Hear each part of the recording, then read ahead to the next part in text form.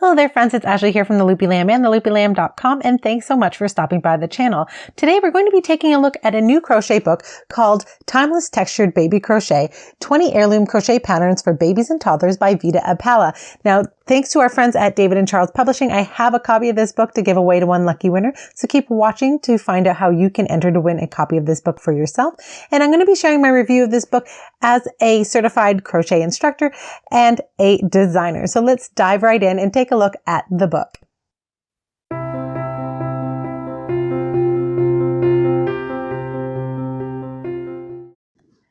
So before we get into it, let's talk a little bit about the author. The author's name is Vita Apala, and she's a very popular indie designer known for her absolutely gorgeous baby designs that are full of incredible textures. And this collection of patterns is no exception. Now, there are 20 different patterns for baby and toddler garments and accessories in this book, and they are absolutely gorgeous. So we'll flip through here and I'll show you those patterns. In the beginning here, you'll see that there is a small intro section that talks about getting started on pages 6 and 7. They cover the tools and materials, the yarn, hooks, other materials needed, and special techniques. And you'll also find the abbreviation list here on page 7, as well as a terminology conversion chart. The patterns are written in the US terminology, and you can find the UK terminology here, conversions on page 7. Now, these two pages are very important to read. Before getting into it, it does include different tips and things that you will need to know before starting the pattern, so make sure that you read through those. So going through the patterns here, we have the bobble romper, the ruffle sweater, the yak sweater, the heavenly sweater. I love this sweater so much. I want it for me in every color. It's so beautiful. And as you can see while we're flipping, a lot of the patterns come with step-by-step photos to help you through different techniques. This is the Flutterbee or Flutterby shrug, the harvest cardigan,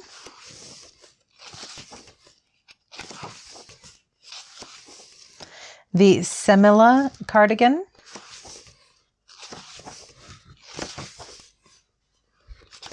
waves sweater,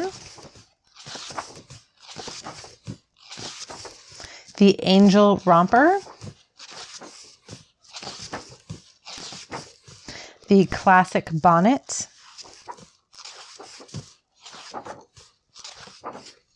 the forest sweater, and I'm pretty sure I missed the blanket here. There's a cozy blanket. And the other thing I like about some of these designs is like this one here, the forest sweater. It's not just for little girls, which a lot of people tend to think crochet garments are mostly for because of, they tend to associate lace with crochet. And you can absolutely see that this is a gender neutral sweater here, and it can be used for any person who would like it. We've got the favorite hoodie. I love that bobble texture. The jasmine sweater. The cloud dress. Now this one is absolutely adorable, and I wish I had this when my daughter was younger. The sweet dress. Some Nordic socks. Sage trousers. Like, these are just too cute. I love these. A spring romper. And the truffle dress. This one is another great dress, and it's just really fun and adorable. Now, you could literally dress your baby from head to foot in crochet using these projects. And if you're interested to know what kind of materials that they're using in the patterns, all of them use a size 3 DK weight yarn.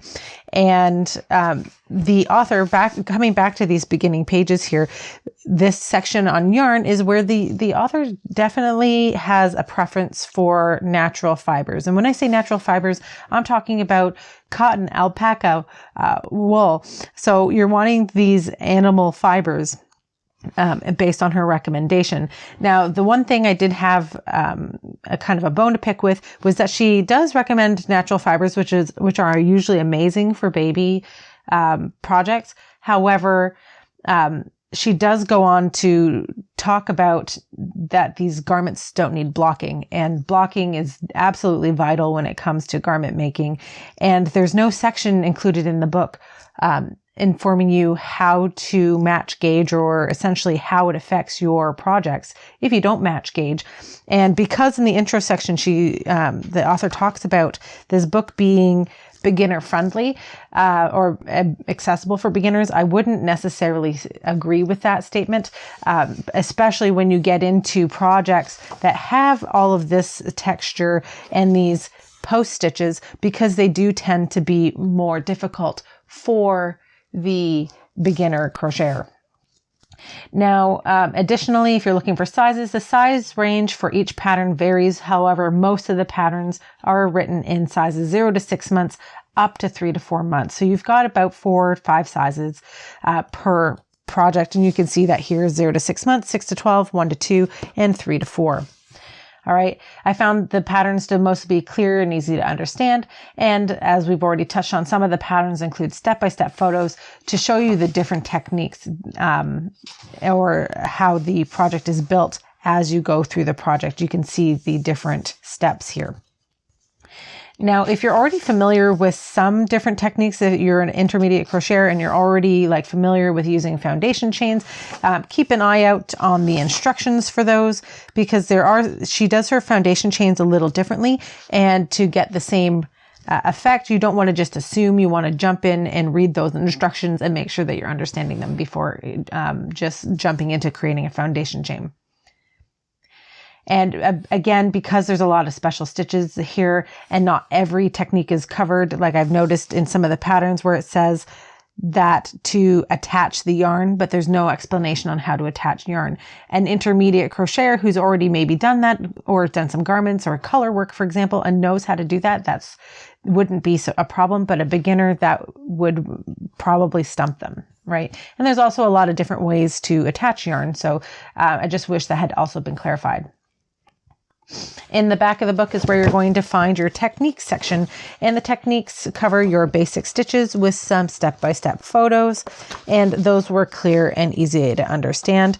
The special stitches in the back do cover every single post stitch, which I loved, because a lot of books I've seen, they'll, for instance, we cover the front post single crochet here, but then they just assume that because you know how to do the front post single crochet, they skip the double and the treble. And that is not been done here. They do cover every single one of those post stitches. And so they've also covered different specialty stitches like picots, picot shells, and your different cluster stitches or decrease stitches here. And as you continue on through this section, you get to the very back where she covers some finishing techniques. Now, this is done in a really high level way.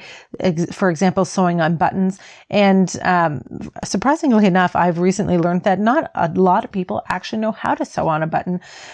So I think some additional supports in this section would have been really helpful, especially if the goal was to make this accessible for beginners. And this section here on blocking, again, is very high level. And when you're recommending that your makers are using natural fibers, you have to take into consideration that natural fibers tend to react differently, and they have different blocking instructions and care instructions.